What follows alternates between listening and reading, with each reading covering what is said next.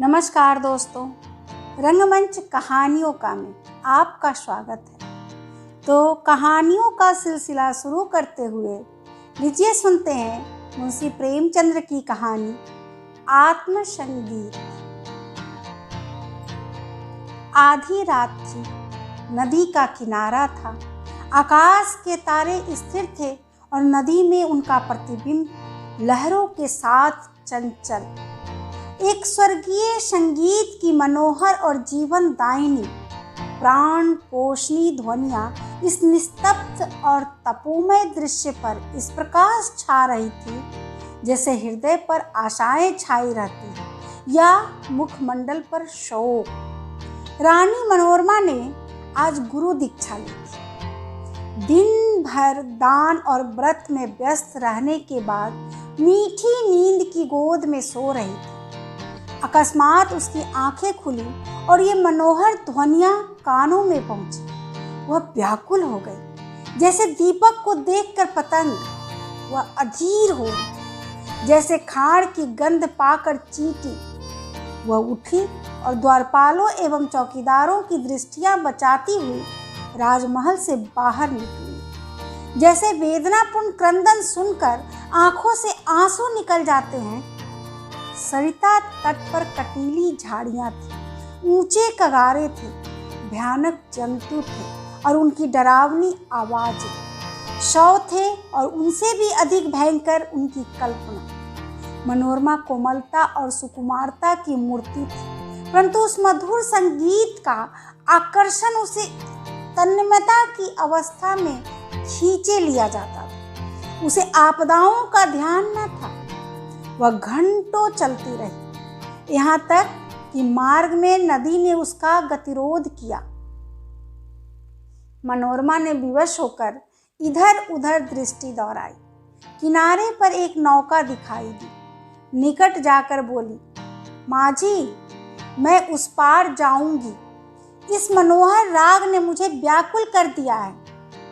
माँ जी, रात को नाव नहीं खोल सकता, हवा तेज है और लहरें डरावनी, जान जोखिम है। मनोरमा, मैं रानी मनोरमा हूँ, नाव खोल दे, मुँह मांगी मजदूरी दूंगी। माँ जी, तब तो नाव किसी तरह नहीं खोल सकता, रानियों का इसमें निवाह नहीं। मनोरमा, चौधरी, तेरे पाँव पड़ती हैं, शीघ्र नाव खोल दे, मेरे प्राण खींचे चले जाते हैं। माँ जी, क्या इनाम मिलेगा? मनोरमा, जो तू मांगे। माँ जी, आप ही कह दे, गवार क्या जानूं कि रानियों से क्या चीज मांगनी चाहिए। कहीं कोई ऐसी चीज ना मांग बैठूं जो आपकी प्रतिष्ठा के विरुद्ध हो। मनोरमा, मेरा यह हार अत्यंत मूल्यवान है, मैं इसे खेबे में देती हूँ। मनोरमा ने गले से हार निकाला। उसकी चमक से मांझी का मुखमंडल प्रकाशित हो गया। वह कठोर और काला मुख, जिस पर झुर्रियां पड़ी थी, अचानक मनोरमा को ऐसा प्रतीत हुआ मानो संगीत की ध्वनि और निकट हो गई। कदाचित कोई पूर्ण ज्ञानी पुरुष आत्मानंद के आवेश में उस सरिता तट पर बैठा हुआ उस निस्तब्ध दिशा को संगीत पूर्ण कर रहा। रानी का हृदय उछलने लगा। आह, कितना मनोमुग्ध कर राग था। उसने अधीर होकर कहा, माँ जी, अब देर न कर, नाव खोल, मैं एक क्षण भी धीरज नहीं रख सकती। माँ जी, इस हार को लेकर मैं क्या करूँगा? मनोरमा, सच्चे मोती हैं। माँ जी, यह और भी विपत्ति है। माजिन गले में पहनकर पड़ोसियों को दिखाएगी, वह सब डाह से जलेगी, उसे गालियाँ देगी। कोई चोर देखेगा तो उसकी छाती पर सांप लौटने लगेगा। मेरी सुनसान झोपड़ी पर दिन दहाड़े डाका पड़ जाएगा। लोग चोरी का अपराध लगाएंगे। नहीं, मुझे यह हार ना चाहिए। मनोरमा, तो जो कुछ तू मांग वही दूंगी, लेकिन देर ना कर, मुझे अब धैर्य नहीं है। प्रतीक्षा करने की तनिक भी शक्ति नहीं है। इन राग की एक एक तान मेरी आत्मा को तड़पा देती है। माँ जी, इससे भी अच्छी कोई चीज़ दीजिए। मनोरमा, अरे निर्दयी, तू मुझे बातों में लगाए रखना चाहता है। मैं जो देती हूँ वह लेता नहीं, स्वयं कुछ मांगता नहीं। तुझे क्या मालूम मेरे हृदय की इस समय क्या दशा हो रही है। मैं इस आत्मिक पदार्थ पर अपना सर्वस्व न्यौछावर कर सकती हूँ। माँ जी, और क्या दीजिएगा। मनोरमा, मेरे पास इससे बहुमूल्य और कोई वस्तु नहीं है, लेकिन तू अभी नाव खोल दे तो तू प्रतिज्ञा करती हूँ कि तुझे अपना महल दे दूँगी, जिसे देखने के लिए कदाचित तू भी कभी गया हो। विशुद्ध श्वेत पत्थर से बना है, भारत में इसकी तुलना नहीं। माँ जी हंसकर, उस महल में रहकर मुझे क्या आनंद मिलेगा। उल्टे मेरे भाई बंधु शत्रु हो जाएंगे। इस नौका पर अंधेरी रात में भी मुझे भय न लगता। आंधी चलती रहती है और मैं इस पर पड़ा रहता हूँ, किंतु वह महल तो दिन ही में फाड़ खाएगा। मेरे घर के आदमी तो उसके एक कोने में समा जाएंगे, और आदमी कहाँ से लाऊंगा। मेरे नौकर चाकर कहाँ, इतना माल असबाब कहाँ, उसकी सफाई और मरम्मत कहाँ से कराऊंगा। उसकी फुलवाड़ियाँ सूख जाएगी, उसकी क्यारियों में गीदड़ बोलेंगे और अटारियों पर कबूतर और अबाबीले घोंसले बनाएंगी। मनोरमा अचानक एक तन्मय अवस्था में उछल पड़ी। उसे प्रतीत हुआ कि संगीत निकटतर आ गया है। उसकी सुंदरता और आनंद अधिक प्रखर हो गया था। जैसे बत्ती उकसा देने से दीपक अधिक प्रकाशवान हो जाता है। पहले चिताकर्षक था तो अब आवेशजनक हो गया था। मनोरमा ने व्याकुल होकर कहा, आह, तू अपने मुंह से क्यों कुछ नहीं मांगता।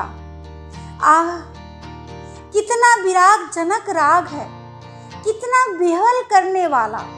मैं अब तनिक धीरज नहीं धर सकती।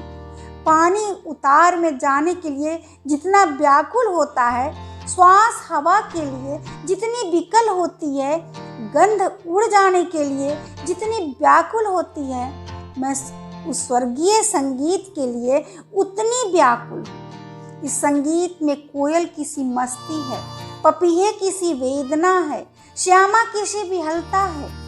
इससे झरनों का सा जोर है, आंधी का सा बल।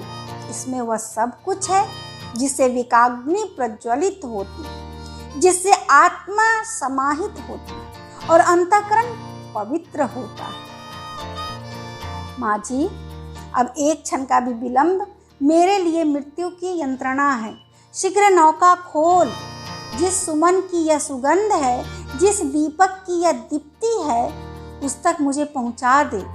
मैं देख नहीं सकती, इस संगीत का रचयिता कहीं निकट ही बैठा हुआ है, बहुत निकट।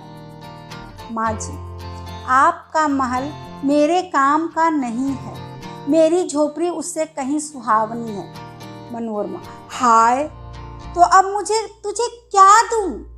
यह संगीत नहीं है, यह उस सुविशाल छत्र की पवित्रता है। यह समस्त सुमन समूह का सौरभ है, समस्त मधुरताओं की माधुरी है, समस्त अवस्थाओं का सार है। नौका खोल।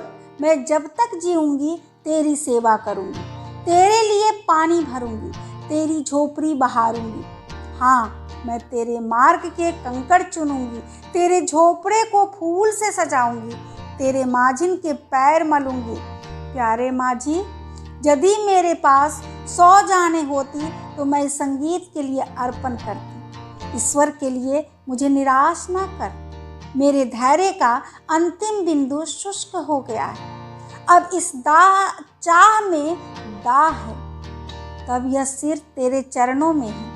कहते कहते मनोरमा एक विक्षिप्त की अवस्था में माझी के निकट जाकर उसके पैरों पर गिर पड़ी। उसे ऐसा प्रतीत हुआ मानो वह संगीत आत्मा पर किसी प्रज्वलित प्रदीप की तरह ज्योति बरसाता हुआ मेरी ओर आ रहा है। उसे रोमांच हो आया, वह मस्त होकर झूमने लगी।